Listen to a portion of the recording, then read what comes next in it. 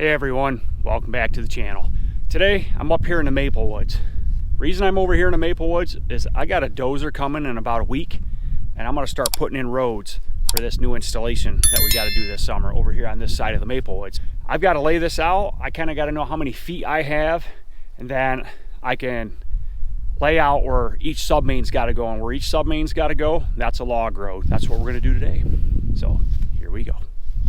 So I got this app on my phone, and it tracks my feet. So we're going to turn this on. You see that blue circle? That's us. Hit the start.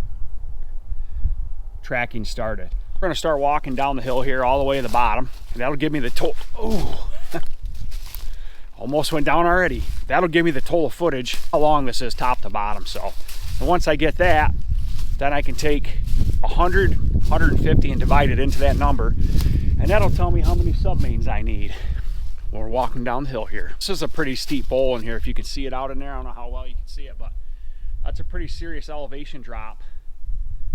It might be 50, 60 feet from the top to the bottom. So this is a submain right here. Right here's what, you know what I call the submains. You see me putting them up all summer. Right here's one, it runs up through there. And see, there's a log road to that side of it. Log roads are so important. If I could tell anyone, give them some advice on setting up a new woods, roads. Without roads, you would never get through this woods, and you have to look for leaks every day. So the very first thing you should do is put roads in, and that's the game changer. That way you can drive right down a road with a four-wheeler, go back up it, go back down, go back up it, and you can just check for all your leaks in a matter of time, no time whatsoever. So I put this road in here last time I was dozing because I knew I was going to do this side of the woods. But right now we are at 328 feet, 365 feet, a little bit delayed. I don't know how many taps I got over here. I was hoping to have 1,000, but I don't know if I got 1,000 in here or not.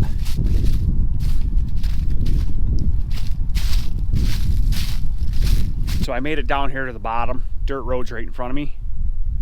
So it's showing just about 800 feet from where I started, 754 feet. So we'll just call it 800 feet. That's 8 submains. Every 100 feet up to here, we'll put a ribbon. And I know what the bad thing is. I left my ribbon all the way back up on top of the hill in the back of the side-by-side. Now I got to walk all the way back up and get it. So I wanted to walk down and then go back, tying ribbon every 100 feet up through there. That way I know where to put a road in. So just get a little more exercise, say, that's all. I'm gonna walk back up to the side-by-side quick. We'll come back down through and start tying some ribbon on some trees. Whoo! I just walked 800 feet straight up that hill. Never stopped all the way back here for this. Oh, you get talking on camera and you forget things all the time. Catch my breath for a minute, and we'll start laying out 100-foot roads, and we'll tie a ribbon.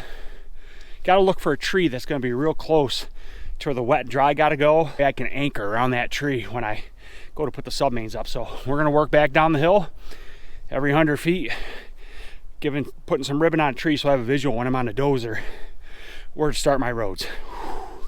I'm in pretty good shape. Doesn't sound it right now, but wow, straight up that hill, baby, ain't no joke. So you can see that green ribbon right here. I got it on a tree. So first log road's going to be right here, going right up through. Doesn't look like much right now, but once I get the dozer in here, we'll clear that right out. Try to design these so I don't have to take any trees down whatsoever. Sometimes you got to take 1 or 2 down, but if it's a tree, I try not to, definitely not taking a maple down. But so this is good too, because this will be an anchor tree. So what I mean by an anchor tree, I'll show you. I like to put these submains right across from each other, and on the other side is the other submain over here going that way. This is an anchor tree.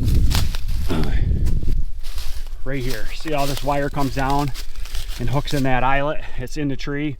So this side I did put a bunch of J hooks in, but lately I've been wrapping them around a tree with tubing. You see me do that. So that's nice to know that that's a good anchor tree right there. So that's where we'll tie the very first one in. We'll keep going every 100 feet. So that's the first one right there. This is going to work out pretty good right here. It's like about 30 feet to go, and it'll be just off this shelf right here.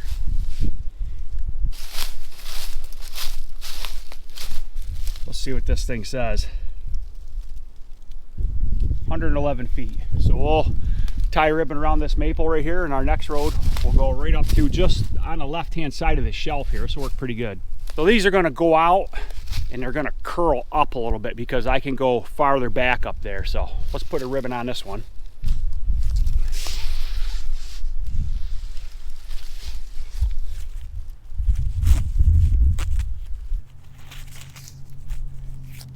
There's number 2. We'll keep working our way down the hill. We got 6 more left to put on. We're back up here to the top of the hill for the second time. I start sweating now, so. All right, this section's laid out here pretty good. I can by eye the roads. Once I get one in, I'll be able to see it from the other road because they're close. So we're gonna go up to the top here, and we have a big bowl out here in the back. I think there's a couple thousand taps back in there, and I wanna build those roads this time too. That way I don't have to get the dozer back here. I get it from work and free of charge, and they're awesome. So, but I do run heavy equipment for a living, so that's probably one of the perks. But so we're gonna go back here. I gotta ride around a little bit and look this over down here and see what I think the best way to do it is, and then I'll come back and we'll be right back. We'll lay it out. I'm down in here in the bottom, not all the way, but I'm trying to find the property line. So the adjoining property, I hunt deer on that. I don't really hunt much anymore, but when I did, I hunted it all the time. So I'm about as far as I can get the side by side. I'm trying to find the property line over here. That way I know where to make this outside log road. There should be posted signs over here. He's got this thing posted up pretty tight, unless I'm not there yet, but I got to be on his property, I would think. I don't see any posted signs over here. Where the heck are they? Huh. Say that line's got to be right here. I've hunted in here my whole life. Here for a long time. I don't see a posted sign yet. This is big in here. A lot bigger than I thought it was. Looks like an old line, like right here. It's these big trees kind of in a row here. Unless it's over that way a little bit farther, but I know his line cuts back here someplace, but let me look around for a little bit. So I was walking up through the woods and I see the stake sticking out of the ground. So right here is a corner, obviously. And right here is a posted sign. So I was actually, I don't know, 70 yards over the line. I never even saw the posted sign, but right there it is, right there. Well, that's good to know. This is as far as I can go then right here. I think what I'm gonna do is, it's like a 2-tiered ridge behind me. It goes up, flattens a little bit, and then it goes up, and then flattens again. So we're gonna run these lateral, you're gonna run these submains down here like this on an angle to my main wet dry line, coming right across the top right here and shooting down over into that hollow out there. So we'll go look at that hollow and see where the best place to put a pump house is down in there. So I've been driving all over the woods here with my side-by-side to find that line. I can see the line pretty good now. I can't believe it's as far down in here as I thought it was. I mean, this drops right off right here. Man, there's a lot of taps back in here. I mean, this is a big area down in here. I didn't think it was that big. It's gonna take a while to make some roads, even try to wrap my head around this. I'm gonna walk over here. I don't see a posted sign out here in the middle. I'm just not real sure. I mean, I can bring everything down in here to this low point. Looks like, you know, it gets a little wet in there, so I just have to build it up off the ground or something, but this is big down in here. I had no idea. I'm gonna walk around a little bit more here and take a look. There's a posted sign there. This is just beautiful hardwoods in here. Coyote country down here. A lot of coyotes in this swamp. This is the head of the cranberry bog down in here. You always hear coyotes down in here. This is big. That's good. Big is good. That means more taps. I just didn't realize it was that big down in here. See, I've been using my phone to locate the line. It says right here I'm on the line, which I'm about 20 yards from it. It's right over there. You can see the posted sign on that tree. There's another posted sign right there on that tree. See my path where I've been. It says I'm actually just over the line, but that app's probably not all that accurate.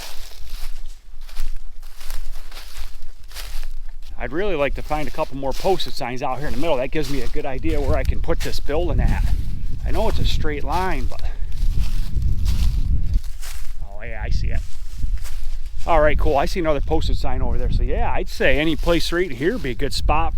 Boy, this is huge in here. I don't know if I could build all these roads in 3 days. side-by-sides up there on top of that ridge. You can see it up there where I just was, barely. This has got to be a couple thousand feet from here up to my existing wet dry that I got in the center section over there. So I kind of wanted to run my lines parallel with the ridge here, but the way that's set up,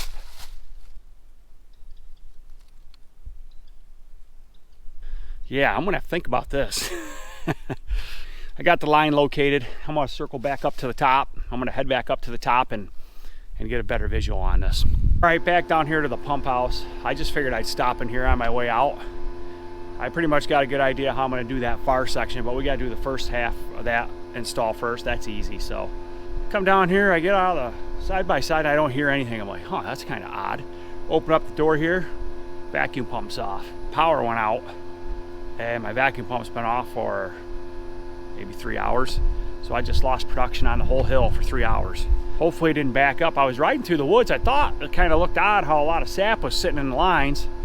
So probably shut off for a couple seconds, and that's all it took. So I got it going now, fired it back up. I put my hand on the pump and it wasn't warm at all, so it's been off for a while. So it's gonna take a minute for it to get back up and pull back. Man, not having a great year, and then that happens. Now I just lost production for about 3 hours probably. Can't win, I tell you. So hopefully that gets caught back up. I got to make a phone call and see if anybody knows when the power blinked around here, because that'd give me a good idea how long that pump's been off. But glad I stopped here. I was just gonna go right home and pull it up on my phone here in a little bit, but anyways, did get some stuff accomplished. Was out in the woods there and got a pretty good idea how we're gonna build these roads. So not this coming week, but the following week we'll have the dozer and we'll start putting some roads in. Thanks for watching.